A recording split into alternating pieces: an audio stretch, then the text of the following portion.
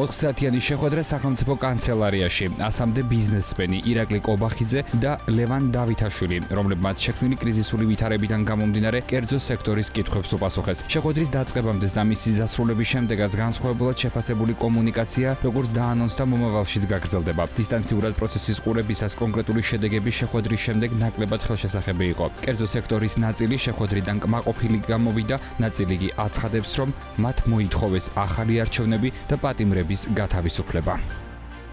შევთანხმდეთ ერთ რაღაცაზე, რომ დიალოგი უნდა გაგრძელდეს. ტემპერატურა არის საკმაოდ აწეული ქვეყანაში, ჩვენ ამას ყველანი ვხედავთ. ჩვენ ყველანი ამ ქვეყნის შვილები ვართ და ეხლა რასაც თქვენ ხედავთ ქუჩაში, იგივე ვხედავთ ჩვენ კომპანიებში, იგივე ვხედავთ ჩვენ ასე ვთქვათ, ოჯახებში. ამიტომ საჭირო არის ამ ტემპერატურის დაწევა და ამ ტემპერატურის დაწევის ყველაზე კარგი საშუალება არის დიალოგი.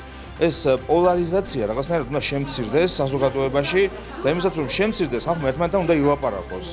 და დიალოგი, მოლაპარაკებები არის ყველაზე საუკეთესო გზა ამ სიტუაციიდან გამოსავლის პოვნის. ახსნა თუ ყველა მისი ქმედების უკან რა იდგა.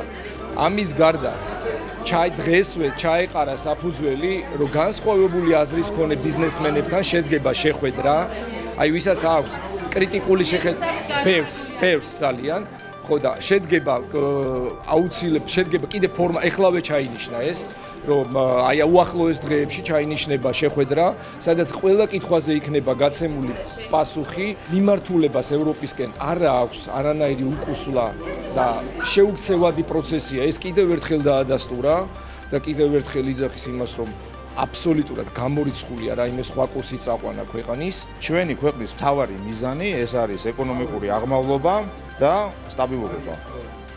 და ამ მიზნის მისაღწევად ერთ-ერთი უმთავრესი საშუალება არის ევროკავშირში ინტეგრაცია. ამას ალტერნატივა არ აქვს, ხალხო. ამას მე არ მომისმენია არც ერთი ბიზნესმენისგან იქ შეხვედრაზე, რომ ევროკავშირში გაწევრიანებას რაიმე სხვა ალტერნატივა აქვს. გამომდინარე იქიდან, რომ ამჟამად ქვეყანა, ასე ვთქვათ, ცოტა დაძაბული ვითარება, გაისმა აზრები, როგორც კრიტიკული აზრი, ასევე აზრი, რომელიც გააჩნია ბიზნესს. დააყენეთ თავარი საკითხი. ჩემთვის არის მხოლოდ მშვიდობა, სტაბილურობა და ქვეყნის განვითარება. დამშვიდება არ ჭირდება ბიზნესს, სტაბილურობა ჭირდება ქვეყანას, სტაბილურობა ჭირდება თქვენ, ჩვენ, ზოგადად ეკონომიკას და სტაბილურად უნდა შევხვდეთ ახალ საფრთხეები, რაც არის ჩვენი ქვეყნის საფრთხეები, ესე ვერ უნდა გაგრძელდეს, არ უნდა გაგრძელდეს ესე, რომ ეკონომიკა შევინარჩუნოთ როგორმე, იმიტომ რომ უკვე ეთყობა სხვადასხვა მიმართულებებით, ეს იქნება ტურიზმი, ეს იქნება სარესტორნო ბიზნესი, თუ რაღაცა ძალიან ვარდნაა და უნდა გამოვიდეთ ყველა ერთად ამ მდგომარეობიდან. ეხლა მე ყველას გაინტერესებს ან ერთი ან მეორე მხარის სასარგებლოდ რამე თქვა და ამას ვერ დამაცდენებ დღეს ვერაფრით. იმ ოთახში იჯდა მომხრეებიც და მოწინააღმდეგეებიც დღევანდელი მთავრობის პოლიტიკას ისხდნენ.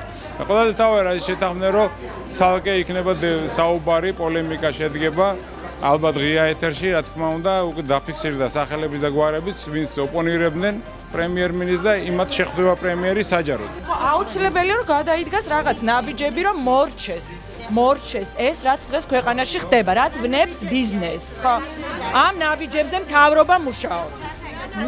ძალიან საინტერესო შეხვედრა იყო მართლა. ოღონდ მართლა გეუბნებით, გულწრფელად გეუბნებით. იყო ძალიან საინტერესო შეხვედრა და ძალიან დეტალურად ისაუბრა პრემიერმა. ესმა დააფიქსირა თავისი პოზიცია.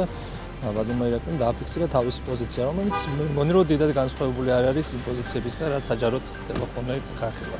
როგორც ბატონმა ირაკლიმ აღნიშნა, ჩვენ მივდივართ ევროპაში, ჩვენი გზა მოკლედ ევროპაშია და ბიზნესაც ნამდვილად მეჩნია, რომ ჩვენი გზა ევროპაში. რთული ვითარება ქვეყანაში და ეს არ არის ნორმალური, მაგრამ გეუბნებით, რომ ყველაფერი კარგად იქნება, ბევრ თემაზე ვისაუბრეთ პრემიერთან და იყო კარგი შეხვედრა, დადებითი შეხვედრა იყო.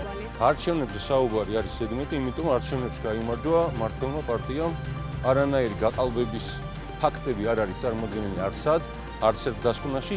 შესაბამისად, ქვეყნის განვითარება და შენება გაგრძელდება. ურთიერთობა ჩვენ ევროპელ და ამერიკელ პარტნიორებთან ძალიან მალე გაწყნარდება და გადატვირთვა მოხდება და განვითარება იქნება შეუქცევადი ჩვენ ევროპაში. კიდევ იქნება შეხვედრები, რომ გადიმუხტოს ეს ყველაფერი, რაც ხდება ჩვენთან. მიიღეთ თუ არა რაიმე დაშლებით კონცეფციების? არა, კიდე გადავდით და კიდევ იქნება შეხვედრა. გაქვთ რაიმე იმედი, რომ რაღაც კონკრეტული ნაბიჯები იქნება გადადგმული და ეს მანქანას აუცილებლად გადაიგო. კი, აუცილებლად გადაიგო. უკეთეს ძირითადად იყო საუბარი არსებულ სიტუაციაზე. მიიღეთ რაიმე დათქვა თუნდაც იზოლაციის პირობებში, სანქციების პირობებში, როგორ შეიძლება განვითარდეს? ყველაფერი კარგად იქნება. ცხაფრის ბოლო კეთილი.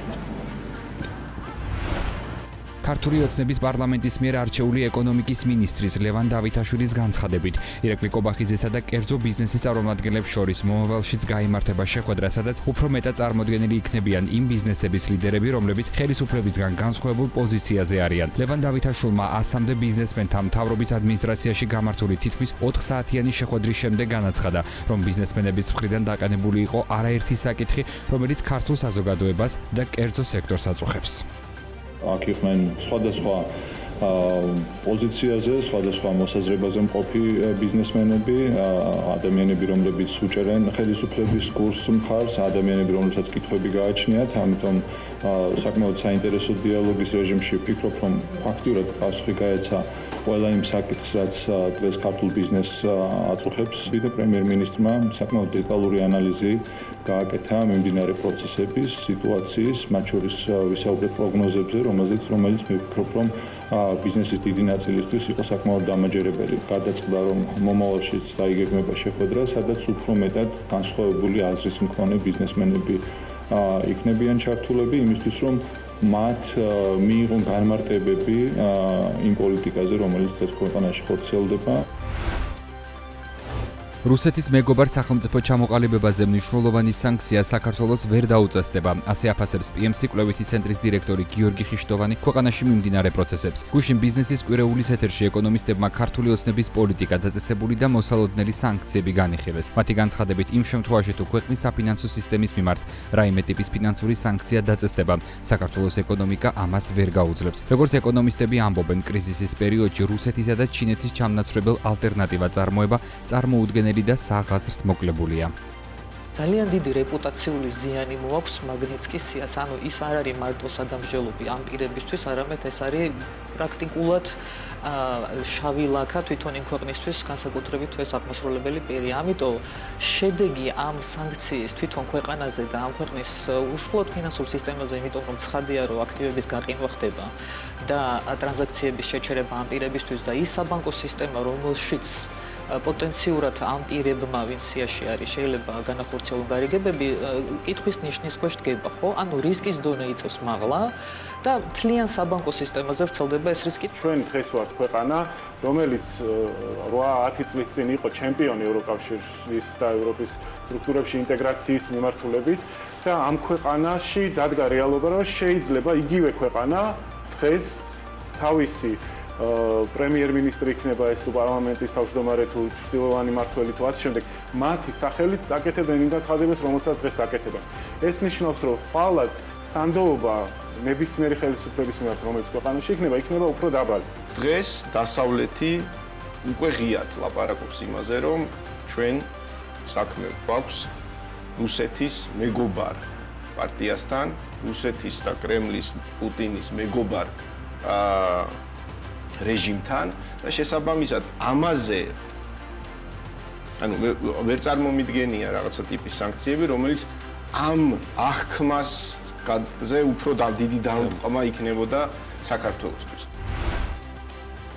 როგორც წესი, დეკემბერი და წინა საახალწლო პერიოდი რითეილ სექტორში გაყიდვების მხრივ ყველაზე აქტიურია ხოლმე. თუმცა შეიძლება ითქვას, რომ წლევანდელი წელი გამონაკლისია. ბიზნესის ნაწილი აცხადებს, რომ წინა საახალწლო პერიოდის მიუხედავად, ბოლო კვირებია გაყიდვების კლება ფიქსირდება, რაც მათი შეფასებით ქვეყანაში შექმნილ არასტაბილურ ვითარებას უკავშირდება. რითეილ სექტორის წარმომადგენლების ნაწილი აცხადებს, რომ გასულ წელთან შედარებით გაყიდვები მინიმუმ 30%-ითაა შემცირებული. როგორც ჩანს, მომხმარებელი შექმნილ კრიზისულ ვითარებაში დანაზოგის ხარჯვისგან შედარებით თავს იკავებს.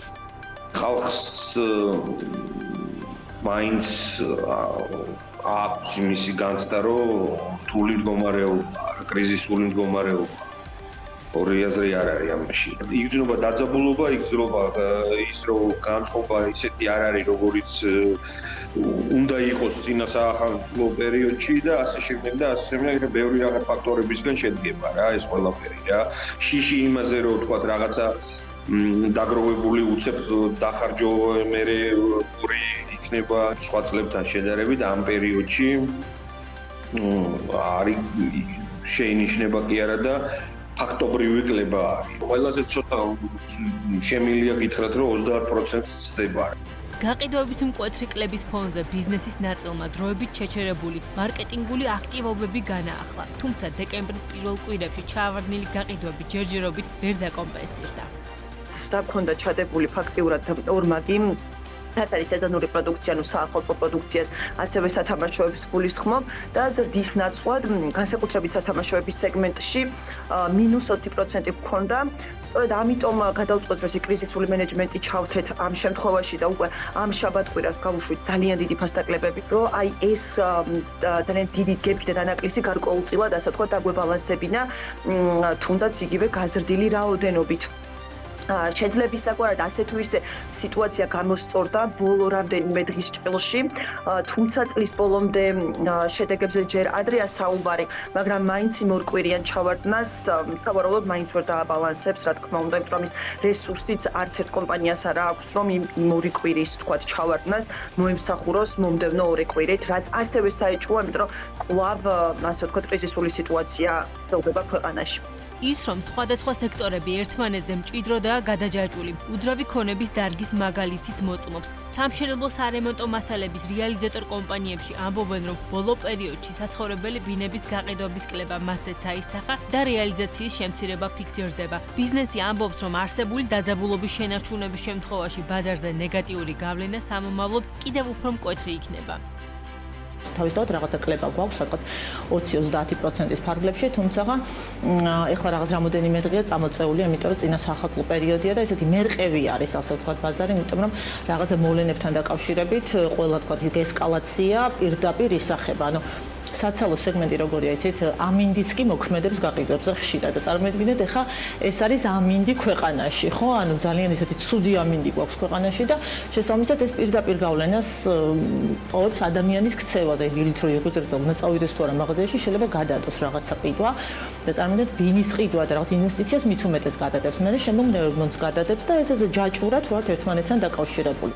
ის რომ ქართული ოცნების მიერ ქვეყნის საგარეო კურსის ცვლილებას და პოლიტიკურ დაძაბულობას უარყოფითი გავლენა არაერთ სექტორზე აქვს, დასტურდება ბიზნეს საკონსულტაციო კომპანია Start Business Solutions-ის მიერ ჩატარებული კვლევითაც. გამოკითხული 200 ქართული კომპანიიდან 44% ამბობს, რომ მიმდინარე პოლიტიკური და ეკონომიკური მდგომარეობის ფონზე გაყიდვები შემცირდა. 31% შემთხვევაში კი რეალიზაცია საერთოდ გაჩერდა. ყველაზე მეტად დაზარალებულ სექტორებს შორის სადისტრიბუციო კომპანიები, სტუმართ მასპინძლობის სექტორი და საცალო ვაჭრობაა. ბიზნესი ამბობს, რომ თუ კი ვითარება ასე შენარჩუნდება, მომდევნო თვეებში ვითარება კიდევ უფრო გაუარესდება.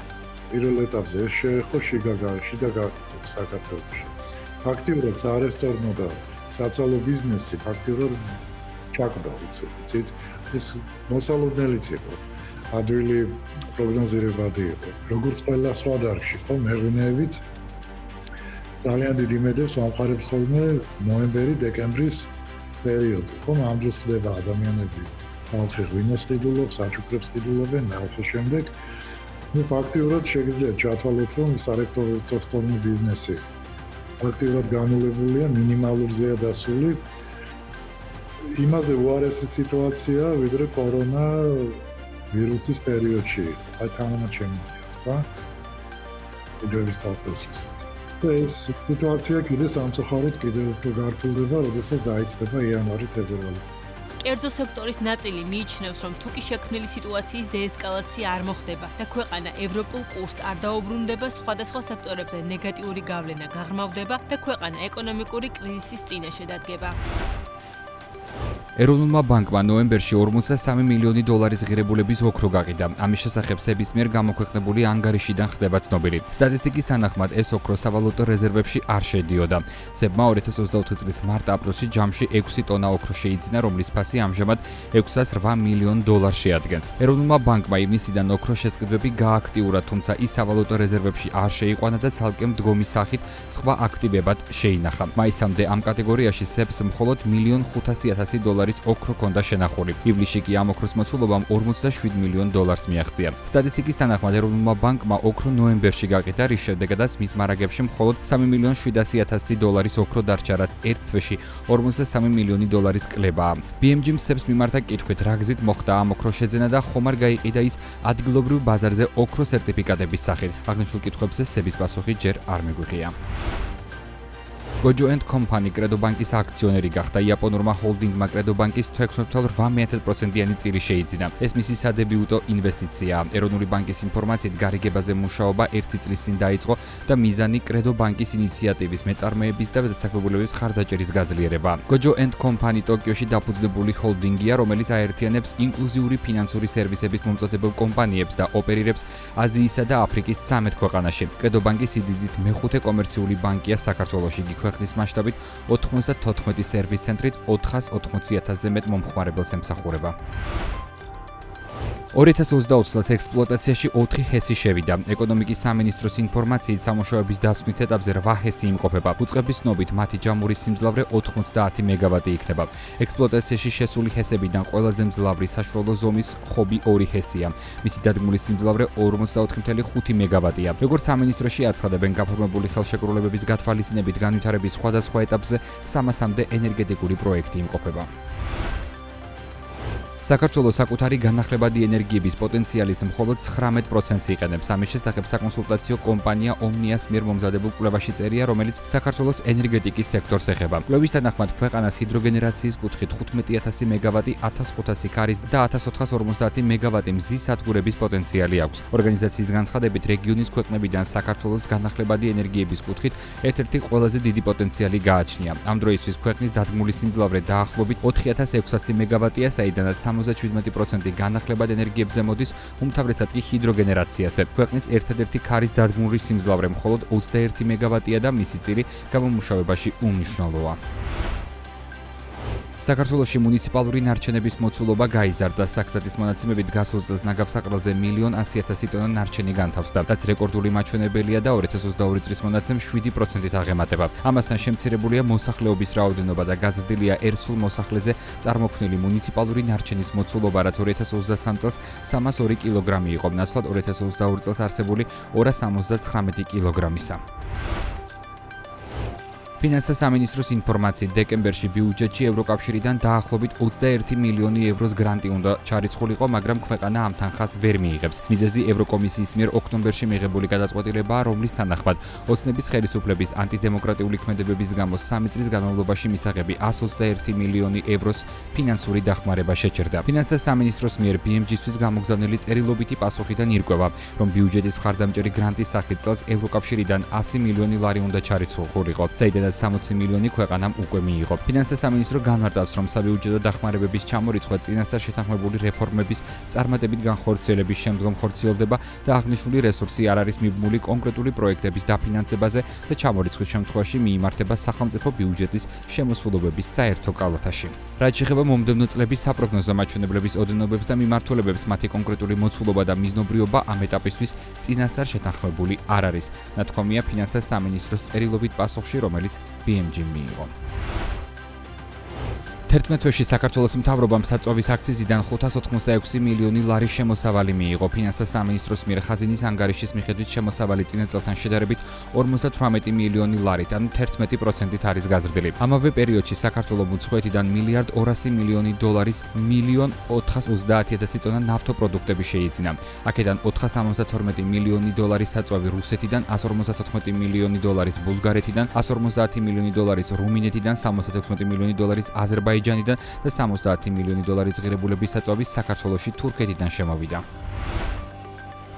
ნოემბერში წინა წლის ანალოგიურ პერიოდთან შედარებით თბილისში პარკირების წესების დარღვევისთვის გამოწერილი ჯარიმები 600,000 ლარით შემცირდა. საქართველოს ნაერთი ბიუჯეტის შემოსულობების მიხედვით წელს ნოემბერში არასწორი პარკირებისთვის 1,300,000 ლარის ჯარიმა დაიწერა.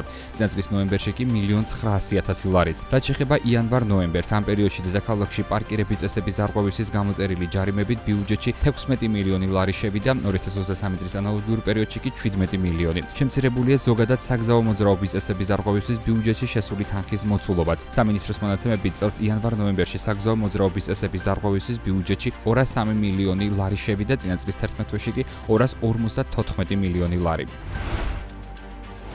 იანვარ-ნოემბერში უბილეთო მგზავრობისთვის დაწერილმა ჯარიმებმა 2.900.000 ლარი შეადგინა, რაც 435.775 ლარით ნაკლებია წინა წლის ანალოგიური პერიოდის მაჩვენებელზე. ფინანსთა სამინისტროს მიხედვით 2023 წლის იანვარ-ნოემბერში აღნიშნულისთვის 3.345.000 ლარზე მეტის ჯარიმა დაიწერა, რაც შეეხება მხოლოდ ოქტომბერსა და ნოემბერს. მონაცემების მიხედვით ნოემბერში 155.699 ლარის დაიწერა, ხოლო ოქტომბერში 178.604 ლარის. კონკურენციის სააგენტომ ცემენტის ბაზარზე ორი კომპანია დააჯარიმა. საქმე ეხება ლევან ვარსიმაშვილისა და გია ვარსიმაშვილის მიერ მაქს იმპორტის 50-50%-იანი წილების შეძენის გზით განხორციელებულ კონცენტრაციებს. სააგენტოს ინფორმაციით დადგინდა, რომ 2023 წელს ნაცრისფერი ცემენტის წარმოების ბაზარზე ქვეყნის მასშტაბით ეკონომიკურ საქმიანობას 52 კომპანია ახორციელებს. ბაზრის მოცულობა კი 2.642.150 ტონა იყო. როგორც განცხადებაში აღნიშნული, არსებული მდგომარეობით შესაბამისი ბაზარი მაღალ კონცენტრირებულია. ირაკლი ფინანსის უწყება წერს, რომ კონცენტრაციები შეუტყობინებლად იქნა განხორციელებული. შემსწავლელი მხარეები კანონმდებლობის შესაბამისად დაჯარიმდნენ და დაევალათ სააგენტოში განხორციელებული კონცენტრაციის შესახებ განაცხადის წარმოქმნა. საქართველოსა და DST-ს ქვეყნებს შორის სავაჭრო ბრუნვა მაქსიმუმზეა. საქსადის მონაცემებით იანვარ-ნოემბერში გაერთიანებასთან ქვეყანამ 7 მილიარდი დოლარის პროდუქცია ივაჭრა, რაც ბოლო წლების განმავლობაში ყველაზე მაქსიმალური მაჩვენებელია. 2023 წლის 11 თვეში კი DST-სა და საქართველოს შორის სავაჭრო ბრუნვა 6 მილიარდი დოლარი იყო, 2022 წელს 5 მილიარდი, 2021 წელს 4 მილიარდი, 2020 წელს 3 მილიარდი, 2019 წლის 11 თვეში 4 მილიარდი. ამავე მონაცემების მიხედვით წელს იანვარ-ნოემბერში საქართველოსთან DST-ს ქვეყნებში ექსპორტმა 4 მილიარდი დოლარი შეადგინა, რაც შეეხება აღნიშნული გაერთიანების ქვეყნებიდან იმპორტს. საანგარიშო პერიოდში 3 მილიარდი დოლარის პროდუქცია შემოვიდა. ქვეყანაში სამომხმარებლო აქტივობა მცირდება, რითეილ სექტორში გაყიდვების მკვეთრ ვარდნაზე საუბრობენ. სავაჭრო ცენტრების, ტექნიკის მაღაზიების და ონლაინ ვაჭრობის პლატფორმების ნაწილი აცხადებს, რომ დეკემბრის გაყიდვების გეგმების დაკორექტირება მოუწიათ და ის გათვლა, რაც წლის ყველაზე შემოსავლიან თვეზე კეთდებოდა, მიმდინარე პოლიტიკური პროცესებიდან გამომდინარე მიუღწეველი გახდა. მომხმარებლის ქცევის ცვლილებაზე საუბრობენ ტექნიკის მაღაზიებშიც, მათთვისაც დეკემბერი წლის ყველაზე შემოსავლიანი თვეა, თუმცა გაყიდვების ტემპი აქაც შენელდა. iSpace-ის მარკეტინგის ხელმძღვანელი ამბობს, რომ ქვეყანაში მიმდინარე პროცესებიდან გამომდინარე მომხმარებლების საახალწლო შეწყიდვებისგან ჯერჯერობით თავს იკავებენ. ლევან თაღიაშვილის თქმით, თუ ეს პროცესები გაგრძელდა, უფრო მეტად თუ რა ეფექტი ჰქონდა მიმდინარე პროცესებს 2025 წელს გამოჩნდება. ხის სათამაშოების მწარმოებელი საწარმოს საციაოსტატის დამფუძნებელი შოთა შანშიაშვილი საფრთხებზე საუბრობს, რის წინაშეც მისი საწარმო დგას ქვეყანაში განვითარებული მოვლენების გამო. საწარმოს დამფუძნებლის ცნობით, მართალია საწარმოს არასერტიფიცირებული სათამაშოების გამო პროდუქცია ექსპორტს ჯერ არ გაუტანია, თუმცა იქიდან გამომდინარე, რომ საქართველოში ხის სათამაშოები ნაკლებად პოპულარულია, კომპანია სამომავლო პერსპექტივად საერთაშორისო ბაზრებს განიხილავს და ამ საკითხზე მუშაობს. მისივე ცნობით, ექსპორტზე ვერ გასვლა განვითარებაში ხელშეშლას არ გამორიცხავს. იმისთვის, რომ კომპანია ძლიერი საწარმო იყოს, ამის გარანტია მაინც ექსპორტია.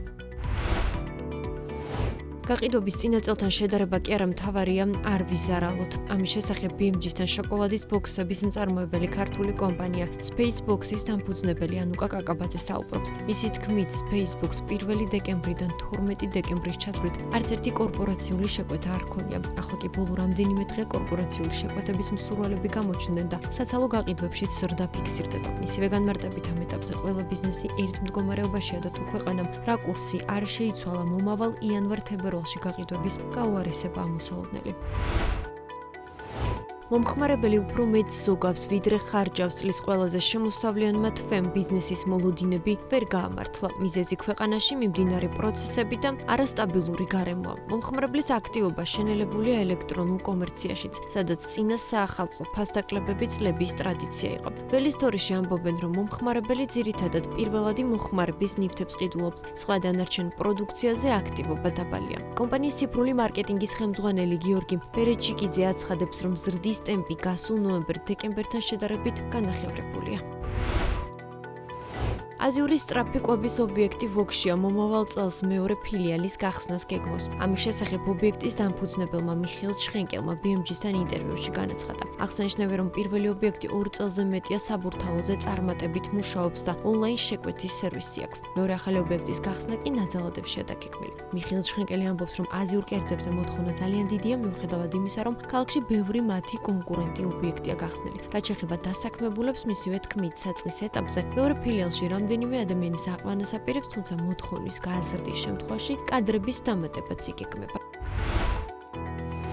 სასათბური მეურნეობა გრინარია ობიექტის გაფართოებას და მომავალი წლის გაზაფხულიდან სასწავლო პროგრამების ამოქმედებას გეგმავს. ამის შესახებ BMG-სთან ობიექტის დამფუძნებელმა ნინო ხარხელაურმა ისაუბრა. გრინარიას ორი სათბური აქვს, ერთი თბილისში, სოფელ დიღომში მდებარეობს, სადაც გამოყვანილ მცენარეებს როგორც ონლაინ, ასევე ადგილზე ყიდიან. მეორე კი მარნეულში. ნინო ხარხელაურის თქმით, გრინარია პროფესიული უნარების სააგენტოსთან ერთად ნახევრად დაფინანსებულ სასწავლო პროგრამებს ახორციელებს, თუმცა მოთხოვნიდან გამომდინარე, ობიექტის საკუთარი ფასიანი პროგრამების გახსნას გეგმავს, რომელშიც სხვადასხვა მიმართულების შესწავლა იქნება შესაძლებელი. სასათბური მეურნეობის დამფუძნებელი აღნიშნავს, რომ ქვეყანაში განვითარებულმა მოვლენებმა მათ ბიზნესი ძალიან იმოქმედა და მეძით ამ დროისთვის გაყიდვა სრულად აქვთ შეჩერებული. ხარხელაური დასძენს, რომ მათი განვითარების ყველა ეტაპი ქვეყანაში არსებულ ვითარებაზე იქნება დამოკიდებული.